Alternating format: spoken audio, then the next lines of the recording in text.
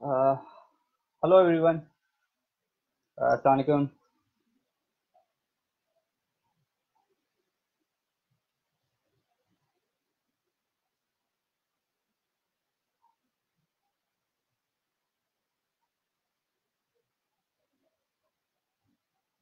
Hello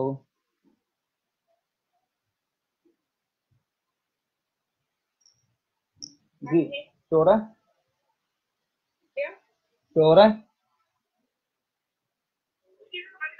मैं तो अपना पता मोबाइल कनेक्ट करा रही हूँ।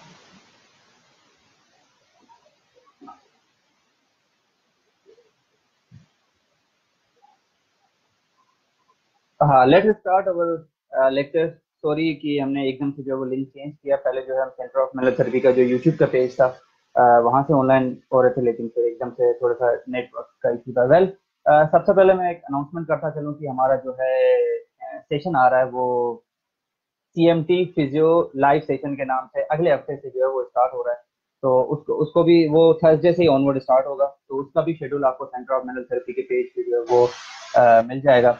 तो सेंटर ऑफ मेनल थेरेपी का फेसबुक का जो पेज है उसको भी आप जहाँ से मैं लाइव हो रहा हूँ उनको भी आप देखते चले, तो उसी तरह ही हम ऑनवर्ड करेंगे।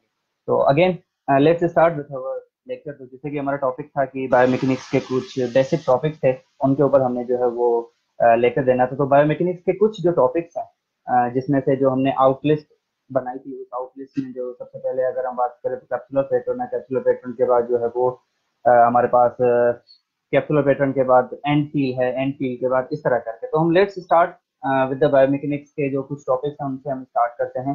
तो what is the capsular pattern सबसे पहले? तो कैप्सुलर पैटर्न जो है वो जेम्स सीरेक्स का कॉन्सेप्ट था, और उसने कैप्सुलर पैटर्न को जो है वो इंट्रोड्यूस करवाया था। कैप्सुलर पैटर्न से मुराद की हमेशा मैं अमूमन अपने लेक्चर में यही कहता हूँ कि आप जो है वो वर्ड को ब्रेक करें तो आपको उनके उनसे वहां से डेफिनेशन आपको मिल जाती है।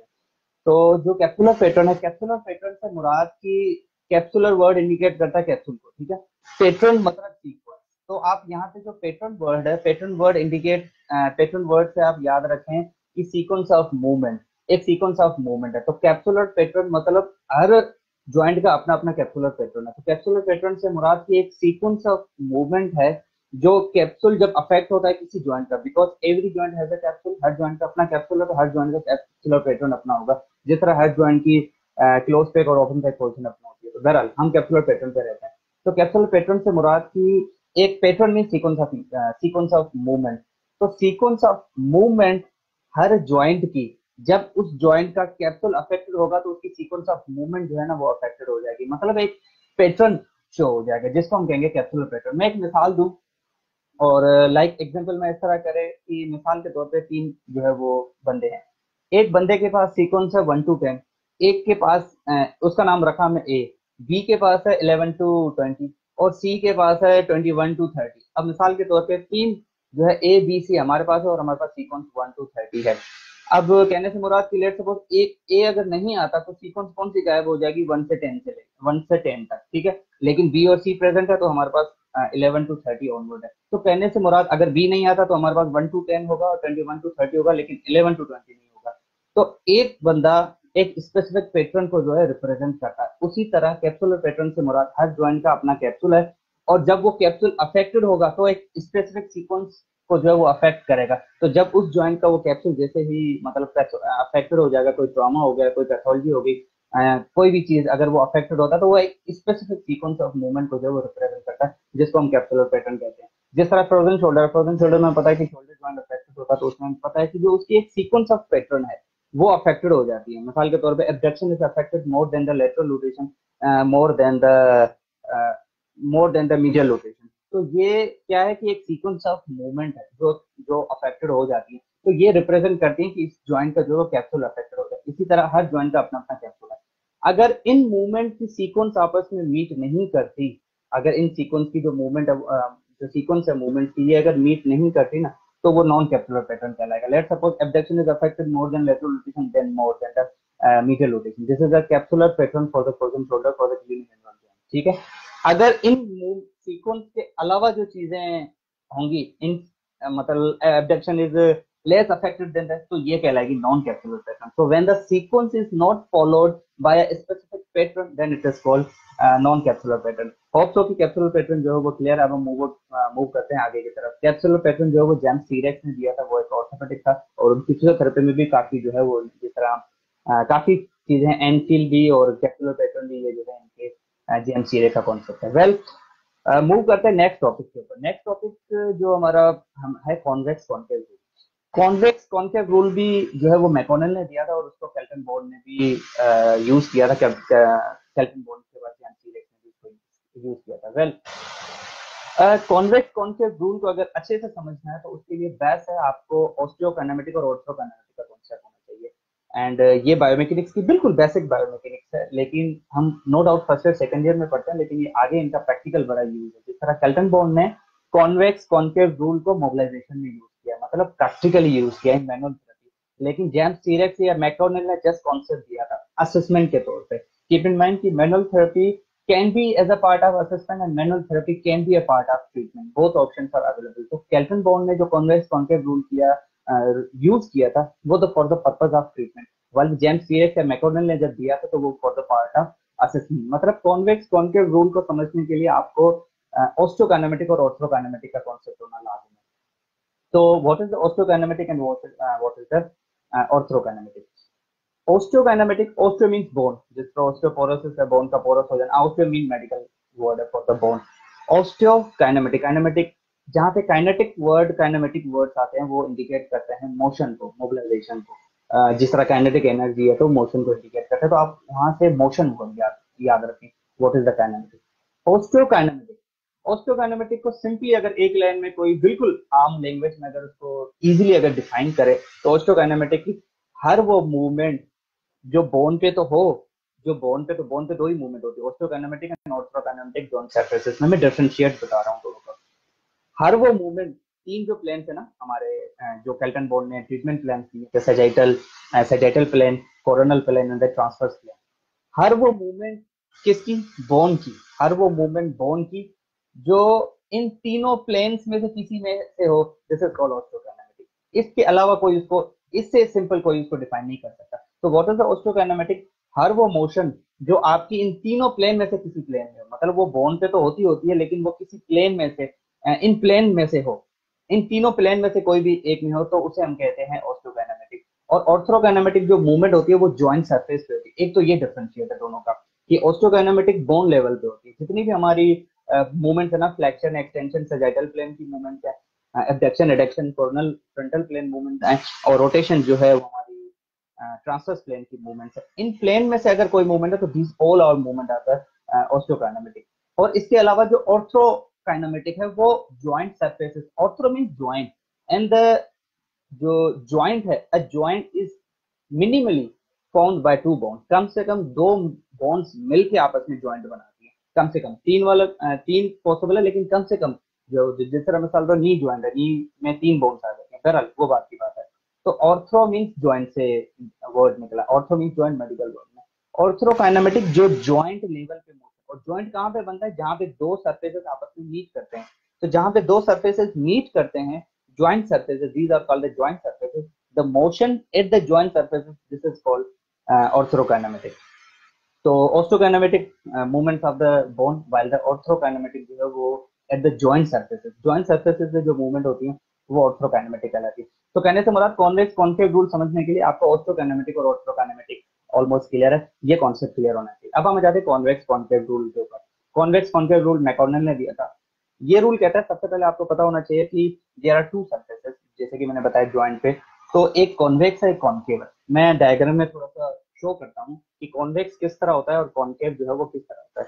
तो ये जो सरफेस है, मैं हाथ से भी इसको डेमोंस्ट्रेट दे सकता हूँ।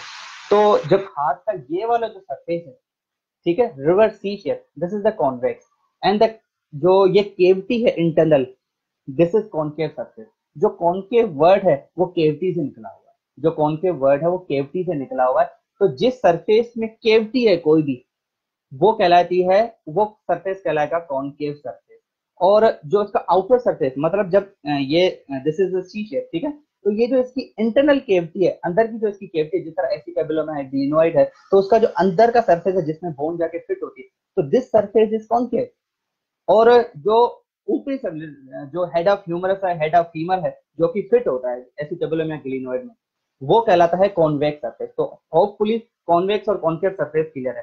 तो हर ज्वाइंट बनाने के लिए मैक्सिमम 2 ज्वाइंट सरफेसेस दरकार होते हैं। तो हम यहाँ पे एग्जांपल लेंगे उनका, जो एक कॉन्वेक्स है, एक कॉन्केव है। The best example is the glenohumeral shoulder joint, या हिप ज्वाइंट इज आल्सो है convex concave, is also convex concave joint. अब हम शोल्डर की अगर बात करें, तो शोल्डर की अगर बात करें, जो स्केपुला का पार्ट है, ठीक है, स्केपुला का जो पार्ट है ग्लिनोइड केविटी, तो वो जो ग्लिनोइड केविटी है वो इंटरनली होलो है, तो वो क्या है, कॉन्केव सरफेस है। और जो कॉन्वेक्स जो हेड ऑफ ह्यूमरस उसमें फिट होता है वो है कॉन्वेक्स, ठीक है। तो अब हम कॉन्वेक्स कॉन्केव रूल की बात करेंगे। ये रूल क्या कहता है, मैकॉनेल ने तो दिया था, लेकिन ये रूल का, इस रूल से हमें क्या फायदा है। तो ये रूल ये कहता है कि अगर दोनों में से एक पार्ट को आप फिक्स रखो और एक को मूव करो, तो जो ऑस्टियोकाइनेमेटिक एंड ऑर्थ्रोकाइनेमेटिक मूवमेंट्स है उनका डायरेक्शन क्या होगा। याद रहे ये रूल क्या कहता है कि जब आप अगर एक पार्ट को फिक्स रखो, तो ये कहता है कि अगर आप कॉन्वेक्स को फिक्स रखते हो और कॉन्केव को मूविंग करा रहे हो, तो इसमें फोकस आपने किस पे करना है, मूविंग पार्ट के ऊपर, नॉन मूविंग पार्ट के ऊपर नहीं, फिक्स पार्ट के ऊपर नहीं, मूविंग पार्ट के ऊपर सारा डिपेंड करता है। तो अगर मूविंग पार्ट जो है वो कॉन्वेक्स है, कॉन्वेक्स मूविंग पार्ट जो कॉन्वेक्स है, और कॉन्केव जो है वो फिक्स है, हमने फोकस किस पे करना है, मूविंग। तो अगर मूविंग पार्ट जो है वो कॉन्वेक्स है, तो जो ऑस्टियोकाइनेमेटिक एंड ऑर्थ्रोकाइनेमेटिक मूवमेंट होंगी दे would be in opposite direction. Keep in mind, convex, अगर जो मूविंग पार्ट कॉन्वेक्स है, तो जो ऑस्टियोकाइनेमेटिक एंड ऑर्थ्रोकाइनेमेटिक, मतलब बोन जो मूव करेगी और जो ग्लाइडिंग होगी, ग्लाइडिंग इज द ऑर्थ्रोकाइनेमेटिक, और बोन जो प्लेन में मूव करेगी osteokinematic, they would be in opposite direction. मैं इसका एग्जांपल भी दूंगा। और अगर मूविंग पार्ट जो है कॉन्केव, अब आप कॉन्वेक्स पार्ट को फिक्स कर लो, कॉन्केव पार्ट को मूविंग करा लो, तो जो मूविंग, जो osteokinematic and arthrokinematic movement they would be in same direction. तो कॉन्केव में ए आता है, ठीक है, तो सेम में भी ए आता है। तो ये एक निमोनिक है याद रखने के लिए, कि हमें कैसे पता चले कि कॉन्वेक्स कॉन्केव जो है वो उसमें सेम होती है, उसमें अपोजिट। तो कॉन्केव पार्ट अगर होगा तो उसमें ए है, तो सेम में भी ए आता है, ए से एम, तो ए आता है, ठीक है। तो when moving part is the concave, A वाला, the gliding osteokinetic and orthokinetic movement would be same in direction, while if the moving part is convex, the gliding osteokinetic and orthokinetic would be in opposite direction. How? अब मैं example देता हूँ। Example इस तरह से, जिस तरह की मैंने बताया था कि जो शोल्डर का हेड ऑफ ह्यूमरस है वो कॉन्वेक्स है, और जो ग्लिनोइड केविटी है, जो स्केपुला का पार्ट है, वो क्या है, कॉन्केव है। अब मैं क्या करता हूँ कि कॉन्वेक्स पार्ट को मूविंग कर रहा हूँ। कीप इन माइंड, हमने मूविंग पार्ट को फिक्स करना है, ठीक है। तो मैं जो मूविंग पार्ट है उसको मैं, कॉन्वेक्स पार्ट है उसको मूव कराता हूँ। Now I am moving the convex part, I am doing the abduction, overhead abduction, ठीक है।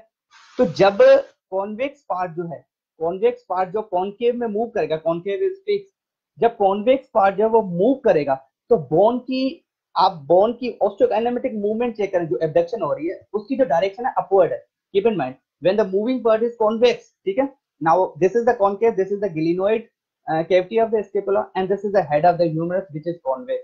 Now I fix the concave and moving the convex, ठीक है। When the moving part is convex, moving part is convex, the direction of the osteokinetic movement is upward, and the gliding, this will glide in downward. Keep just look at my fist, this is moving downward, the elbow is moving upward, the osteokinetic movement is upward, while the orthokinetic gliding is downward, posterior gliding is downward. So both are opposite in direction. This is the convex concave route, the moving convex on concave. अब हम move कराते हैं concave को convex के ऊपर, जिसका best example है elbow. Elbow में अगर आप एल्बो जॉइंट की अगर हम मिसाल दे, तो जो कैपिचुलम है, कैपिचुलम जो फोसा या जो ओलिकनॉन फोसा है, अब हम ओलिकनॉन में जो जॉइंट जैसे ही फिक्स होता है, लेट्स सपोज एल्बो जॉइंट की अगर मैं बात करूं, ठीक है, मैं इसकी पिक्चर भी जो है इसके ऊपर शो करूंगा। मैंने अच्छा, ये जितने भी बेसिक बायोमेकेनिक्स के जो टॉपिक्स हैं, एक चीज मैं बताता चलूं कि ये सारी मेरी वीडियोस जो है वो centre of manual therapy channel पे गिवन है, ठीक है। आप मजीद वहां से भी, वहां पे ये है कि प्रेजेंटेशन में गिवन है, तो आपको डेमोन्स्ट्रेशन के तौर पे जो वो आसानी होगी। वेल, अब मैं मूव करता हूँ कि concave moving on the convex. तो लेट सपोज अगर अगेन एल्बो की बात करें, तो एल्बो का जो कैपिचुलम है वो कॉन्केव है, ठीक है, ये कॉन्केव है, ठीक है, और उसमें जो पार्ट है वो कॉन्वेक्स है। तो ये कॉन्केव है, ठीक है, और ये कॉन्वेक्स है, ये इसमें इस तरह फिक्स है। जब हम एल्बो की फ्लेक्शन करते हैं, एल्बो की जब हम फ्लेक्शन करेंगे, ठीक है, एल्बो की जब हम फ्लेक्शन करते हैं, ठीक है, तो ये मूवमेंट कुछ इस तरह से होती है। अगर हम जब हम एल्बो की फ्लेक्शन करेंगे तो मूविंग जो है बोन, अब बोन किस तरफ मूव कर रही है जब हम एल्बो की फ्लेक्शन करेंगे, जब हम एल्बो की फ्लेक्शन करेंगे तो बोन कमिंग टूवर्ड मतलब बोन कमिंग अपवर्ड, तो ऑस्टोकाइनेमेटिक मूवमेंट अपवर्ड है। उसके साथ साथ concavity is also moving upward, concavity is also moving upward. मैं अगेन जो प्रेजेंटेशन के ऊपर इसकी पिक्चर बनी हुई है, लेकिन मैं इसको कुछ इस तरह से शो करूं तो ये कॉन्केविटी है, ये कॉन्वेक्स है। अब हम कॉन्वेक्स को फिक्स नहीं मूव नहीं करा रहे, इसको फिक्स रख रहे, कॉन्केव को मूव करा रहे हैं, ठीक है। तो ये कॉन्केव है। तो जैसे ही हम एल्बो की फ्लेक्शन करेंगे तो जो एल्बो मूव कर रही है वो भी upward and the concavity is also moving upward.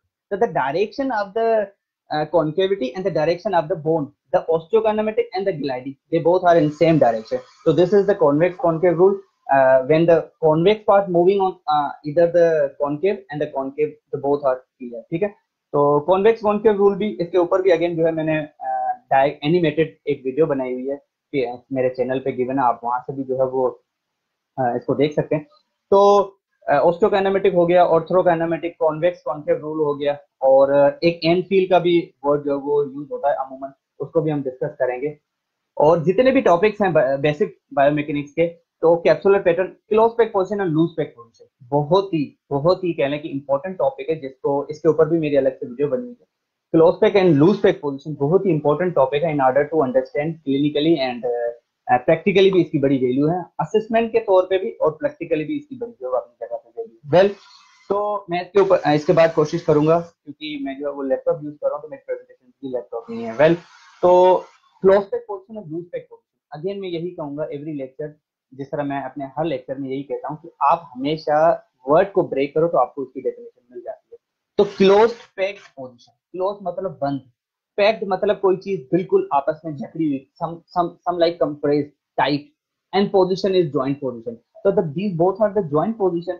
Close pack position, हर जॉइंट मैंने बताया था कि कम से कम 2 बोन से मिलकर बनता है। तो ऐसी पोजीशन जिसमें जो 2 बोन के सरफेसेस हैं वो आपस में टाइटली क्लोज्ड हो, this position is called close pack position. इसका फायदा क्या है इसको भी हम देखेंगे, इसकी डेफिनेशन क्या है, इसकी 3 से 4 डेफिनेशन है, और इन पोजीशन से हटके जो होगा वो ओपन पैक पोजीशन होगा। मिसाल, क्लोज पैक पोजीशन जिसमें जो जॉइंट, जो सरफेसेस आपस में जॉइंट बनाते हैं वो आपस में इतना आपस में टाइट हो कि वहां पे फर्दर मूवमेंट पॉसिबल ना हो, this is the close pack position. अब वो टाइट कैसे होंगे, अब वो टाइट तब होंगे जब उनके मसल्स वर्क करेंगे, जब मसल्स उनके स्टिमुलेट होंगे, एक्टिव होंगे। तो सबसे पहले एक बेस्ट मिसाल दूंगा, तो इसकी दूसरी डेफिनेशन होगी, यहाँ पे मसल्स और लिगामेंट जो है टाइट होंगे, टेंस होंगे, ठीक है, और यहाँ पे मजीद मूवमेंट, मोबिलाइजेशन, कॉन्टेक्ट ज्यादा होगा। तो 3 डेफिनेशन है हमारे पास कि जिसमें जो 2 जॉइंट के सरफेसेस हैं वो आपस में टाइटली क्लोज हो, फर्स्ट डेफिनेशन मतलब फर्स्ट पॉइंट। सेकंड पॉइंट, यहाँ पे मजीद दोनों में जो है वो स्पेस ना हो। दूसरा, तीसरा, जो लिगामेंट एंड मसल्स जो सराउंडिंग कर रहे हैं उस जॉइंट को, दे आर टेंस मतलब दे आर टाइट मतलब they are in contracted, tense position, tension development हो रही है उनमें, ठीक है। तो ये 3 पोजीशन क्लोज पैक, इन तीनों में से कोई भी चीज हटे तो वो ओपन पैक पोजीशन है। मैं इसका एक डेमोन्स्ट्रेशन दूंगा यहाँ पे। अगर यहाँ पे आप देखें, ये जॉइंट सरफेस है, ठीक है। आप इमेजिन करें, I am bad in drawing, मेरी ड्राइंग इतनी अच्छी नहीं है, लेकिन चलो मैं इसको डेमोन्स्ट्रेट करने की कोशिश करता हूँ। आप यहाँ पे देखें, ये आप इमेजिन करें, this is head of humerus and this is the glenoid. आप चेक करें कि ये इतने आपस में कॉन्टेक्ट में है कि यहाँ पे फर्दर स्पेस नहीं है, फर्दर मूवमेंट पॉसिबल नहीं है, ठीक है। तो ये पोजीशन कहलाएगी क्लोज पैक पोजीशन। तो इसकी मैंने 3 डेफिनेशन बताई थी। अब आप लूज देखें, लूज में आप चेक करेंगे यहाँ पे स्पेस मौजूद है दोनों के बीच में, तो यहाँ पे फर्दर मूवमेंट पॉसिबल है, तो this is the loose pack position. Close pack position से हटके कोई भी पोजीशन है तो वो लूज पैक पोजीशन कहलाएगी। लूज नाम ही बताता है, लूज को ओपन पैक पोजीशन है, रेस्टिंग पोजीशन भी कहा जाता है। ओपन पैक पोजीशन मतलब यहाँ पे मजीद मूवमेंट पॉसिबल है। अब सवाल ये आता है कि प्रैक्टिकली या क्लिनिकली फायदा क्या है। इनका क्लिनिकली फायदा ये है कि आप लूज पैक पोजीशन में मोबिलाइजेशन दे सकते हो, लेकिन क्लोज पैक पोजीशन में मोबिलाइजेशन नहीं दे सकते। And close pack position is most stable position. एक और मैं सिंपल सा एग्जांपल दूंगा, when you do the elbow extension, जब हम जो है वो कोनी को खोलते हैं, ओपन करते हैं, एल्बो की एक्सटेंशन जब हम परफॉर्म करते हैं, तो एक लिमिट आती है, कि उसके एक एक्सटेंशन जो है, 0 एक्सटेंशन या जो लास्ट डिग्री ऑफ एक्सटेंशन होगी, एक लिमिट आएगी, एक एंड फील हमें फील होगी हार्ट की, यहाँ पे मजीद मूवमेंट पॉसिबल नहीं, there is no possibility of the further movement. This is the close pack position. लेकिन किसकी? ये एल्बो की है।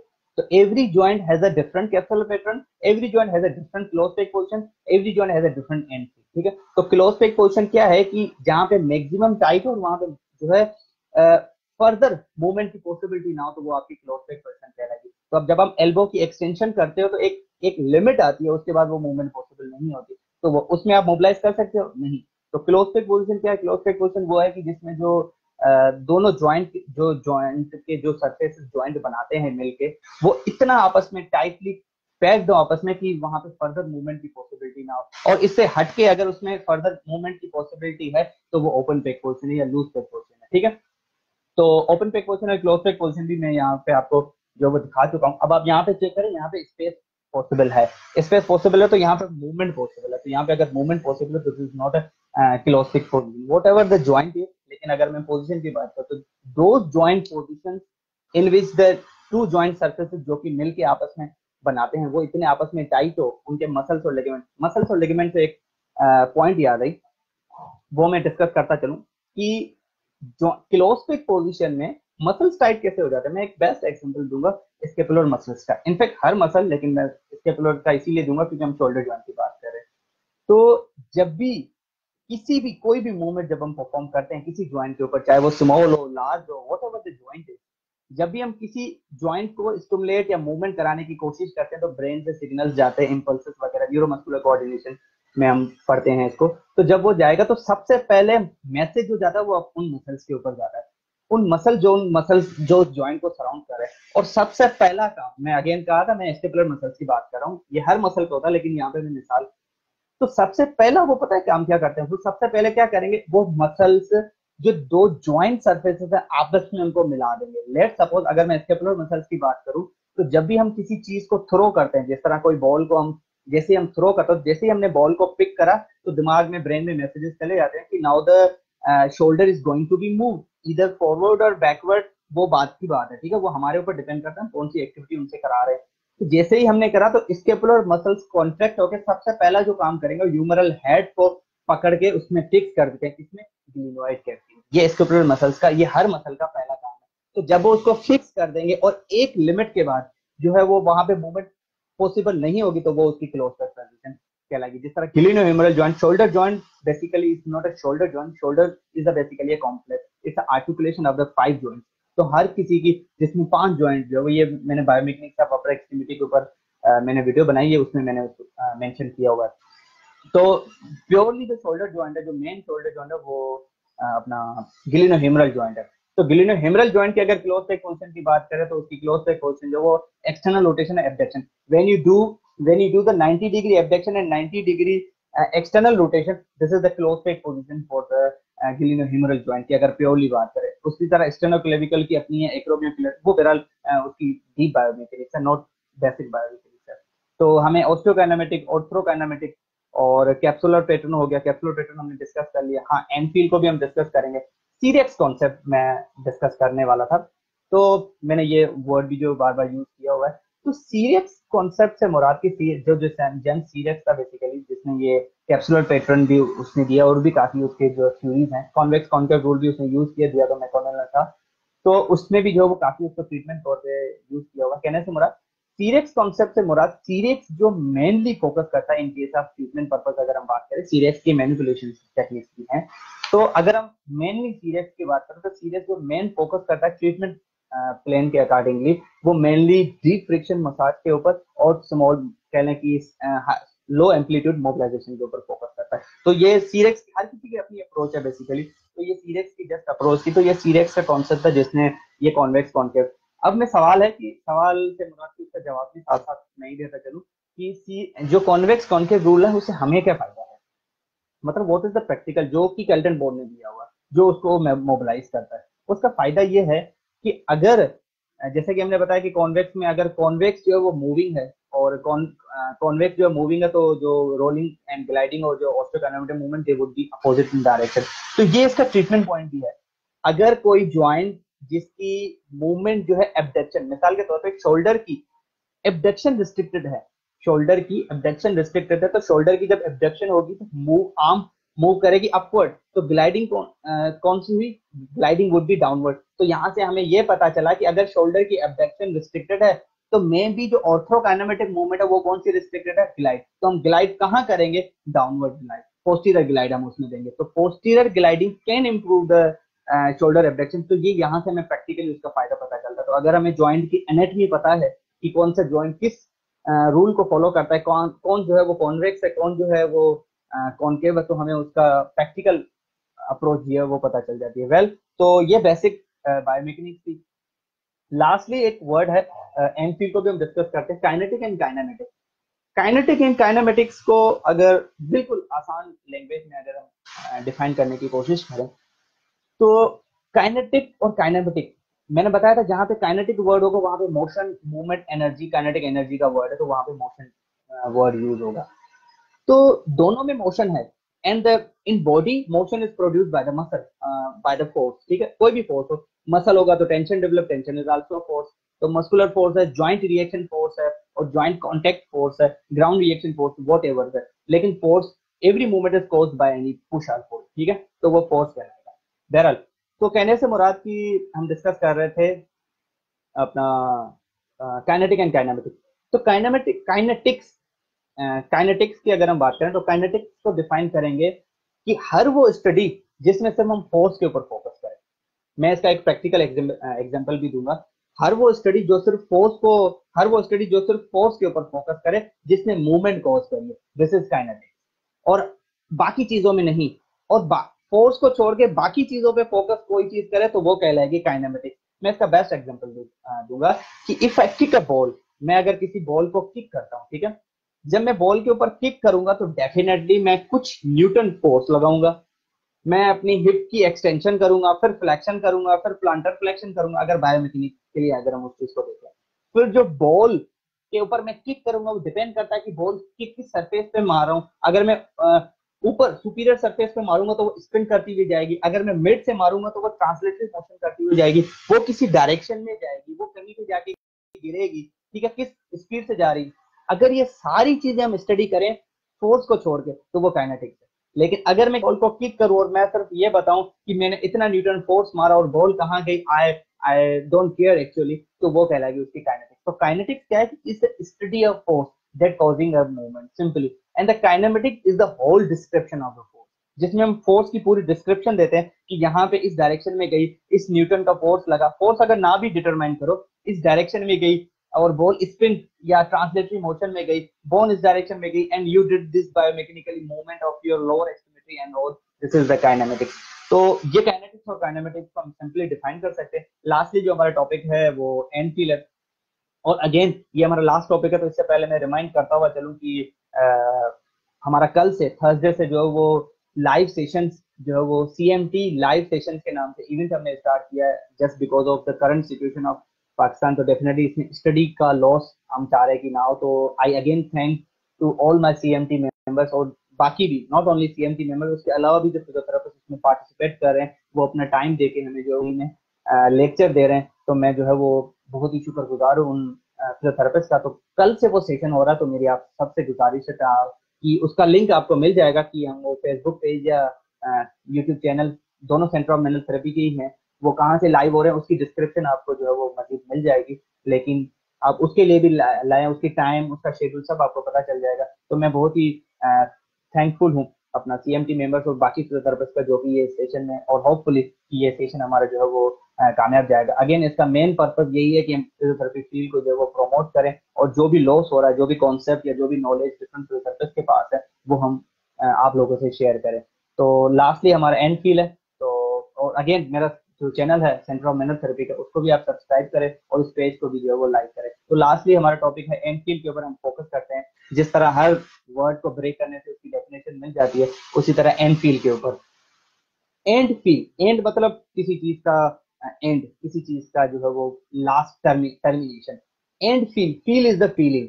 तो हर वो फीलिंग, हर वो जो फीलिंग है जो हमें फील किसको होती है, firstly and feel, feeling which is perceived by the therapist, keep in mind not by the patient, the feeling which is perceived by the therapist during examining the patient, the feeling perceived by the therapist at the end range of motion. किसी भी joint की definitely उसकी and range होगी, there are 3 ranges, इसके ऊपर भी मैंने अलग से वीडियो बनाई हुई है।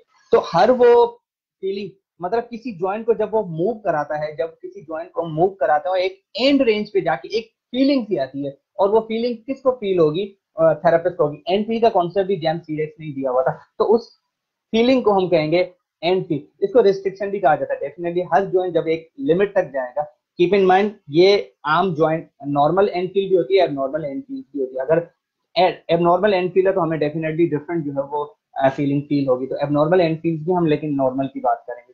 तो नॉर्मल एंड फील क्या होता है कि वो रेजिस्टेंस, वो रुकावट, वो फीलिंग हमें एंड रेंज ऑफ मोशन में थेरेपिस्ट को फील होगी। मतलब this is the passive, therapist को फील होगी कि this joint can't move further, this is called and feel. तो नॉर्मली जितने भी एंड फील है, मिसाल के तौर पे जब हम एल्बो की एक्सटेंशन करते हैं, जब हम एल्बो की एक्सटेंशन करते हैं तो एक रेंज आती है, एक लिमिट आती है, उसके बाद हमें एक हार्ड किस्म की रुकावट फील होती है, एक हार्ड किस्म की रेजिस्टेंस फील होगी, जिसको हम हार्ड एंड फील कहते हैं। ठीक है, तो एक कमेंट आया है, also called the accessory movement.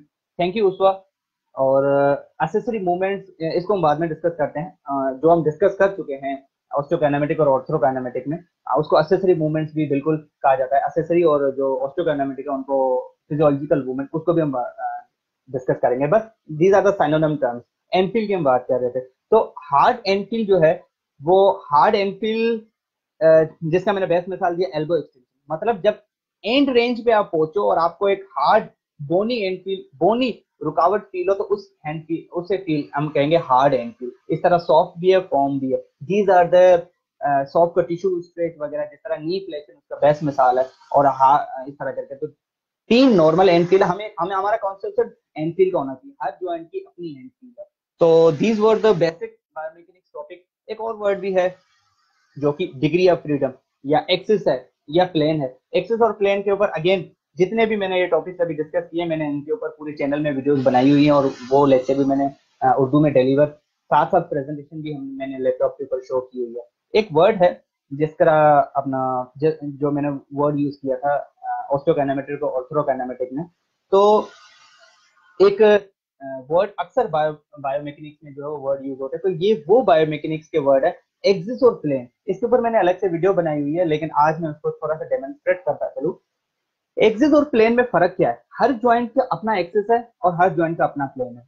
Axis और जॉइंट को हम वर्डली एक लाइन में अगर डिफाइन करें कि अगर जो मूवमेंट होती है वो डेफिनेटली हर प्लेन में होती है, हर एक्सिस में मूवमेंट होती है। अगर ये प्रीपोजिशन वर्ड आप मेरा ठीक से सुनने की कोशिश करें, अगर कोई कहे कि जो फ्लेक्शन है वो किस में मूवमेंट होती है और किस पे होती है, अगर में वर्ड यूज हो तो वो प्लेन के लिए यूज होता है, और अगर पे हो तो वो एक्सिस है। मिसाल, फ्लेक्शन है, किस में होती है, मतलब वो प्लेन का डिस्कस कर रहा है, तो वो सैजिटल प्लेन में मूवमेंट होती है। लेकिन किस पे होती है, तो वो कोरोनल एक्सिस पे होती है। कीप इन माइंड, तो ये जो प्रेपोजिशन है इन एंड ऑन वाला, ये वो वाला कॉन्सेप्ट है। तो अगर प्लेन और एक्सिस को कोई डिफाइन करे, एक तो सिमिलरिटी दोनों में ये है कि दोनों में मूवमेंट्स होती है। दूसरा, दोनों में different, they both are perpendicular at 90 degree to each other, they are 90। Every जो उसका कोई भी प्लेन है, जो उसका एक्सिस होगा ना, उसकी मैं बात कर, वो उसके परपेंडिकुलर होगा। मिसाल के तौर पे सैजिटल प्लेन है, सैजिटल प्लेन में कौन सी मूवमेंट है? फ्लेक्शन एंड एक्सटेंशन, हेड की और जो एक्सट्रीमिटी की जो भी है, ये इसका जो एक्सिस है वो कौन सा? इसका कोरोनल एक्सिस है, ये उसके परपेंडिकुलर होगा। कीप इन माइंड, अब कोरोनल प्लेन है, उसकी मूवमेंट जिसको फ्रंटल प्लेन कहा जाता है, उसकी मूवमेंट कौन सी? Abduction and adduction. इसका जो एक्सिस होगा वो इसके परपेंडिकुलर, इसके एक्सिस का नाम सैजिटल एक्सिस है, because they both are perpendicular. This is the sagittal plane and this is the coronal. They both are forming the 90-degree angle. They both are perpendicular to each other. इसके अलावा भी words use होते हैं, anterior, posterior, मीडियो, lateral, उस पर आप ज्यादा ना करें, इतना याद रखें। सैजिटल प्लेन, ये सैजिटल प्लेन है, ये कोरोनल प्लेन है। तो सैजिटल प्लेन का जो एक्सिस है वो कोरोनल एक्सिस है, और कोरोनल प्लेन का जो एक्सिस है वो सैजिटल एक्सिस है। उसी तरह ट्रांसवर्स का जो वर्टिकल एक्सिस है। तो प्लेन और एक्सिस में फर्क ये है कि they both are perpendicular to each other.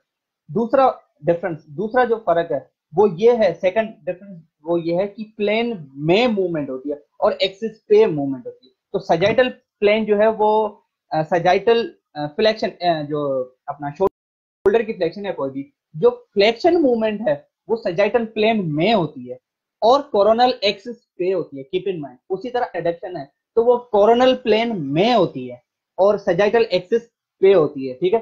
तो ये डिफरेंस है एक्सिस और प्लेन के बीच में, दे बोथ आर, हर प्लेन का अपना एक्सिस है, इस तरह करके। तो ये बेसिक वर्ड्स है, असेसरी वर्ड है, ज्वाइंट प्लेन मूवमेंट्स है, ये बेसिक बेसिक वर्ड्स हैं जो कि हमें फर्स्ट ईयर सेकंड ईयर में पढ़ाए जाते हैं, लेकिन इनका थोड़ा बहुत कॉन्सेप्ट में होना चाहिए। और कीप इन माइंड कि ये आगे चल के प्रैक्टिकली बहुत ही जो है बायोमैकेनिक्स एक कह लें कि अलग से साइंस है। हमें तो एक साल में जो है वो बायोमैकेनिक्स पूरा बुक सूजन की जो है वो पढ़ाई जाती है। सूजन के हवाले से याद आया कि मैंने जो सूजन जे हॉल बुक है उसको पूरा थ्योरी, पूरा बुक जो ऑलमोस्ट कह लें कि 70 to 80% मैंने उसको वीडियो फॉर्म में कन्वर्ट कर लिया है और उसको कोशिश करी है कि मैंने उर्दू में उसको एक्सप्लेन की। तो आप काइंडली वो भी चैनल पे मेरा गिवन है बायोमैकेनिक्स, और जो सूजन की बुक है सूजन जे हॉल, जिसे हमने भी अंडर ग्रेड में वही पढ़ा था, उसको मैंने कन्वर्ट करने की कोशिश की है। तो आप उसको भी जो है वो देखें और उसके ऊपर भी दरअसल कमेंट करें। तो ये बेसिक बायोमैकेनिक्स के वर्ड हैं, ऑस्टियोकाइनेटिक। इसके अलावा भी अगर कोई वर्ड आप लोगों को जो समझ में नहीं आती तो आप मुझे कमेंट कर सकते हैं, डायरेक्टली ईमेल भी कर सकते हैं। हमारे पास जो अभी भी 15 से 20 मिनट है, तो आप लाइव जितने भी हैं वो कमेंट कर सकते हैं ताकि मैं उनके ऊपर जो वो डेमो देता हुआ चलूँ, क्योंकि टॉपिक्स जितने भी हमारे थे वो कंप्लीट हो चुके हैं। एक्टिव ये कमेंट है, एक्टिविटी ऑर्थोकाइनेमेटिक पॉसिबल है विदाउट ऑर्थोकाइनेमेटिक, ये सवाल पूछा है उस्मान है कि जो ऑर्थोकाइनेमेटिक पॉसिबल है विदाउट, बहुत ही अच्छा कह लें कि टॉपिक है, बहुत ही अच्छा सवाल है। ऑर्थोकाइनेमेटिक पॉसिबल है विदाउट ऑस्टियोकाइनेमेटिक। एक चीज का ख्याल है कि जो ऑर्थोकाइनेमेटिक मूवमेंट्स हैं वो बनी, जिनको एसेसरी मूवमेंट्स कहा जाता है, वो बनी ही इन ऑर्थोकाइनेमेटिक मूवमेंट्स के लिए। और ये बिल्कुल सवाल है, इसका जवाब भी यस है। यस, इट्स पॉसिबल कि ऑस्टियोकाइनेमेटिक मूवमेंट जो है they are possible up to a range. मैं एक बेस्ट मिसाल दूं, एक स्केपुलोह्यूमरल रिदम, ये भी एक बायोमेकेनिक्स का टॉपिक है। स्केपुलोह्यूमरल रिदम जो है वो स्केपुला का कॉन्टैक्ट रिलेशनशिप शो करता है with respect to the shoulder joint. अगर हम अपने स्केपुला को फिक्स रखें तो हमारी शोल्डर की रेंज होगी, जवाब है यस, लेकिन फुल नहीं होगी। In order to achieve full range at the shoulder joint, we must mobilize, we must keep our scapula mobile और active. स्केपुला को अगर आप एक्टिव रखोगे, शोल्डर की आपने फुल रेंज अचीव करनी है। अगर स्केपुला को आप फिक्स करते हो, जिस तरह फ्रोजन शोल्डर में रिवर्स स्केपुलोह्यूमरल रिदम हो जाता है, तो आपकी शोल्डर पे मूवमेंट होगी, जवाब है यस, लेकिन पूरी नहीं होगी। तो आपका जो जवाब है ऑस्टियोकाइनेमेटिक और ऑर्थोकाइनेमेटिक का, तो जो orthokinematic they are produced, firstly they are involuntary, not in our hand, they are produced in order to achieve full osteokinetic movement. तो ऑर्थोकाइनेमेटिक के बगैर ऑस्टियोकाइनेमेटिक पॉसिबल है, यस, लेकिन नॉट कंप्लीट। वो अपनी फुल रेंज जो है वो गेन नहीं कर पाएगा। हाँ, समहाउ जो है वो मूवमेंट पॉसिबल है, थोड़ी बहुत वो मूवमेंट करेगा, लेकिन फुल रेंज मूवमेंट जो है वो अचीव नहीं कर पाएगा। ये तो अगेन और कोई भी सवाल हो तो आप जो है वो लाइव, हम इस वक्त लाइव हैं तो आप क्वेश्चन जो है वो कर सकते हो। और इसके अलावा बेसिक बायोमेकेनिक्स में यही भी था। मैं फिर भी जो है अभी भी हमारे पास 10 से 15 मिनट है, अगर कोई भी क्वेश्चन है तो आप कर सकते हो। इसके अलावा बायोमेकेनिक्स बेसिक स्केपुलोह्यूमरल रिदम है जिसके ऊपर बायोमेकेनिक्स का ऊपर चलें स्केपुलोह्यूमरल रिदम को ही थोड़ा सा डिस्कस करते हैं, हमारे पास जो टाइम भी है। स्केपुलोह्यूमरल रिदम ये one of the fifth joint of the shoulder complex. Shoulder complex का जो 5 जॉइंट मैंने बताया था उसमें one of the scapulohumeral rhythm है। स्केपुलोथोरेसिक जॉइंट है बेसिकली वो, लेकिन स्केपुलोह्यूमरल रिदम प्रोसेस है, दोनों में फर्क है। स्केपुलोह्यूमरल रिदम, रिदम कहते हैं जिस तरह हार्ट हमारा कॉन्ट्रैक्ट करता है एक रिदमिसिटी के साथ, तो रिदम मतलब एक कोऑर्डिनेटेड मूवमेंट, सिंपल। अब हम आ जाओ तो स्केपुलोह्यूमरल, स्केपुला और ह्यूमरल मतलब स्केपुला और शोल्डर जॉइंट के बीच में रिलेशनशिप एक रिदमिसिटी को शो करता है। What is the scapulohumeral rhythm? Scapulohumeral rhythm ये कहता है कि अगर आपने शोल्डर पे पूरी रेंज अचीव करनी है तो आपने अपने स्केपुला को जो है वो एक्टिव रखना है, स्केपुला को मोबिलाइज रखना है। तो ये दोनों के बीच में रिलेशनशिप शो करता है। ये रिलेशनशिप ये शो करता है कि अगर आप अपने शोल्डर को मूव करा रहे हो तो कुछ रेशियो स्केपुला का मूव करता है। मिसाल के तौर पे अगर इस रेशियो एग्जैक्ट वैल्यू इसकी 1:2 है, लेकिन आफ्टर 90 डिग्री, शुरू में जितनी भी 90 डिग्री की मूवमेंट है, एल्बो की फ्लेक्शन, एल्बो की एब्डक्शन, हम एल्बो की एब्डक्शन की अगर बात करें तो सॉरी एल्बो की एब्डक्शन, शोल्डर की एब्डक्शन की बात करें तो शोल्डर की जो एब्डक्शन है स्टार्टिंग में जो रेशियो है वो 1/5 स्केपुलर मूवमेंट है टिल 90 डिग्री। 90 डिग्री अगर हम बात करें, अगर शोल्डर पे 90 डिग्री कोई भी मूवमेंट हो तो आपका जो स्केपुला मूव करेगा वो सिर्फ 1/5, उसका 5वां हिस्सा, तो 90 का जो भी 5वां हिस्सा हुआ 20 तक ही या 20 से भी कम, वो मूव करेगा आपका स्केपुला। लेकिन जैसे ही 90 से आप ऊपर जाते हो तो ये रेशियो 1:2 हो जाता है। मतलब अगर आप 90 के बाद 3 डिग्री भी अगर शोल्डर आपका मूव करता है तो 2 डिग्री जो आपका मूव करेगा ना वो आपका शोल्डर, और 1 डिग्री जो आपका मूव करेगा वो स्केपुला। मतलब जैसे ही आप 93 पे आप गए, 93 3 डिग्री आपने मूव करा, उसके बाद फौरी तौर पे ये जो रेशियो है आपका ये 1/3 हो जाता है, ये रेशियो चेंज हो जाता है, और समहाउ ये 50% भी आपका हो जाता है। तो this is the scapulohumeral rhythm, this is nothing basically relationship. एक बेस्ट एग्जांपल दूंगा, आप प्रैक्टिकली इसको कर सकते हो। आप क्या करें कि किसी मॉडल को आप किसी मॉडल के आप पीछे से आ जाए, उसका सिटिंग पोजीशन है, उसका स्केपुला फिक्स कर दें, इंफीरियर एंगल से पकड़ेगा, आप उसका स्केपुला फिक्स कर दें, उसके शोल्डर मूव करें, वो 80 से भी ऊपर नहीं जा सकेगा, just because of this ratio, this just because of this scapulohumeral rhythm. ये इस रेशियो की वजह से वो मूव नहीं कर पाएगा। और अगेन जो फ्रोजन शोल्डर वाले पेशेंट्स हैं, इसमें ये रिवर्स हो जाता है। मैंने क्या बताया था कि स्केपुला मूव करता है कितना, 1 डिग्री, 1:2 का रेशियो है ना, मतलब 1/3 है। तो ज्यादा कौन मूव कर रहा है, शोल्डर, कम कौन मूव कर रहा है, स्केपुला। लेकिन फ्रोजन शोल्डर में ये रिवर्स हो जाता है, फ्रोजन शोल्डर में scapula move more than the shoulder joint, तभी उसको रिवर्स स्केपुला। तो reverse scapular humeral rhythm is basically a clinical manifestation या clinical presentation of the frozen shoulder patient. तो वर्ड ब्रेकिंग रूल हमें पता नहीं कहाँ कहाँ अप्लाई कर दिया सर। तो this is one of my student. Well, तो अगर कोई भी टॉपिक हो तो अगेन वरना हम इस सेशन को जो है वो वाइंड अप कर दें। अगर कोई टॉपिक हो तो काइंडली आप लोगों को कमेंट में कर दें ताकि हम उसके ऊपर डिस्कस करें। तो होपफुली कि स्केपुलोह्यूमरल रिदम जो है वो क्लियर है। स्केपुलोह्यूमरल रिदम, और जिस तरह मैंने बताया कि स्केपुलोथोरेसिक जो जॉइंट है वो वन ऑफ द, ये बायोमेकेनिक्स ऑफ अपर एक्सट्रीमिटी है, उसमें हम बीच में नहीं जा रहे, हम सिर्फ बेसिक बायोमेकेनिक्स। तो these were the topics in the basic biomechanics, जो कि हम बायोमेकेनिक्स के जो है, और बायोमेकेनिक्स के लिए मैं रेफर करूंगा सूजन जे हॉल बुक, काफी अच्छी और सिंपल लैंग्वेज में लिखी है, हमने खुद जो है वो वहां से अंडर ग्रेड में स्टडी करा। तो thank you so much guys. अगर कोई टॉपिक नहीं है तो आप हमें जो है मुझे इजाजत दें। अगेन रिमाइंडर के तौर पे मैं आपको बताता चलूँ कि कल से हमारा जो है लाइव CMT लाइव जो सेशन स्टार्ट हो रहे हैं, और पहला लेक्चर जो वो डॉक्टर बख्तावर का, वो शेड्यूल आपको सेंटर ऑफ मेनोथेरेपी के पेज पे मिल जाएगा, और उसकी टाइमिंग और कौन सा लिंक, वो फेसबुक से लाइव या चैनल से लाइव, उसका लिंक भी आपको कल पता चल जाएगा। तो थोड़ा सा आप जो है उसको थोड़ा सा देखिए आएगा, ताकि आपको जो वो कोई ऐसे दिक्कत ना हो। आई थिंक उनका टॉपिक जो मिडिल एपिक एनालाइसिस है, अगेन वो पूरा शेड्यूल जो है वो आपको वहां से पता चल जाएगा सेंटर ऑफ मेनोथेरेपी से। तो कीप वॉचिंग सेंटर ऑफ मेनोथेरेपी on Facebook and YouTube channel. अब मुझे इजाजत दें, थैंक यू सो मच। और इंशाल्लाह कल से जो सेशन हो रहा वो स्टार्ट हो रहा है। तो अगेन मेरे जो चैनल है सेंटर ऑफ मेनोथेरेपी, उनको आप सब्सक्राइब करें यूट्यूब पे, और फेसबुक की जो पेज है उसको लाइक करें। थैंक यू सो मच, मुझे इजाजत दें, एंड विल सी यू इंशाल्लाह फ्रॉम टुमारो विद लाइव जो सेशन। और मेरा भी उसमें टॉपिक है, लेकिन वो मेरा संडे को है। बाकी जो जितने भी मेंबर्स हैं उनका शेड्यूल आपको पता चल जाएगा। मेरा संडे को है OMT एवोल्यूशन के ऊपर। इसके साथ साथ मैं बताता चलूँ, जिस तरह सूजन जे हॉल की जो बुक मैंने वीडियो में कन्वर्ट करी है, मेरा नेक्स्ट टारगेट जो वो कैल्टन बॉन्ड की बुक है। तो इंशाल्लाह ये जो OMT एवोल्यूशन कॉन्सेप्ट है, ये कैल्टन बॉन्ड का कॉन्सेप्ट है, और मेरा लेक्चर जो वो संडे को है। टाइमिंग वगैरह वो आपको सारी पता चल जाएगी। एक सवाल है कि close pack position where no further movement is possible. बिल्कुल ठीक है, ये हमजा ने कमेंट किया है कि क्लोज पेक पोजीशन जहाँ पे, मतलब क्लोज पेक पोजीशन जिस जॉइंट पे आप पहुंच जाते हो तो वहां पे फर्दर मूवमेंट जो है वो पॉसिबल नहीं होती, तो तभी वो क्लोज है, ओपन नहीं। ओपन होती है जहाँ पे फर्दर मूवमेंट जो है वो पॉसिबिलिटी है। एक और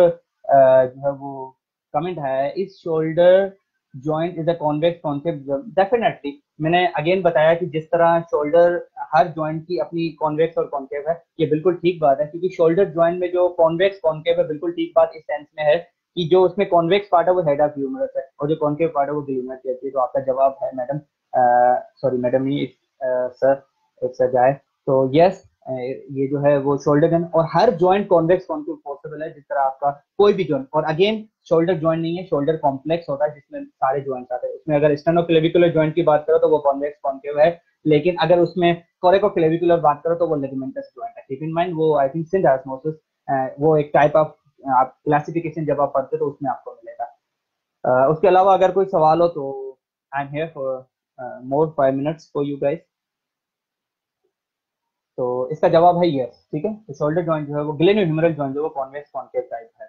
और अगेन ये कोई टाइप ऑफ क्लासिफिकेशन नहीं है मैडम, कॉन्वेक्स कॉन्केव जो है वो एक रूल है, और जो टाइप क्लासिफिकेशन टाइप है वो एक एनाटमी आप लोग पढ़ते हो, ठीक है। तो उसमें कॉन्वेक्स कॉन्केव रूल एप्लीकेबल है, और वो वहां पे एप्लीकेबल है, वो डिपेंड करता है मूव किसको करा हुआ है, कॉन्वेक्स पार्ट को या कॉन्केव पार्ट को, ठीक है।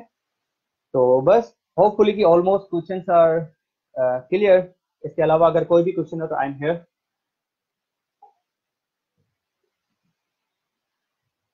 Any comment?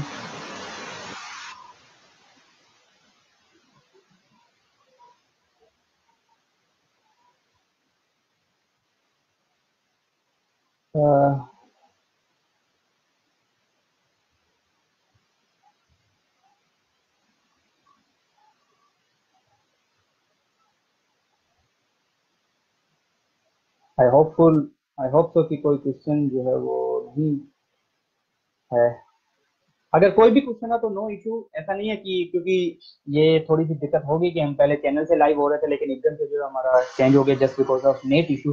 तो लेकिन इसमें टेंशन लेने की कोई बात नहीं, जितने भी मेरे बायोमैकेनिक्स के टॉपिक्स हैं वो जितने भी बायोमैकेनिक्स के टॉपिक है वो उनके ऊपर मेरी वीडियोस बनी हुई हैं। लेकिन अगर कोई भी आपका क्वेश्चन हो तो आप चैनल के इस वीडियो के कमेंट में भी आप कर सकते हो, मैं जो है उसके ऊपर रिपीट कर लूंगा, टेंशन लेने की कोई बात नहीं। और चैनल के ऊपर भी जो है मैं उसके ऊपर रिपीट कर लूंगा। इनफैक्ट इट सेल्फ मैं जो है वो अगेन लाइव ही हो जाऊंगा। मेरा सेशन है संडे को, तो मैं उसके ऊपर फिर लाइव होके आपके जितने भी क्वेश्चंस हैं मैं उनके ऊपर जो है वो उनके आंसर्स करूंगा।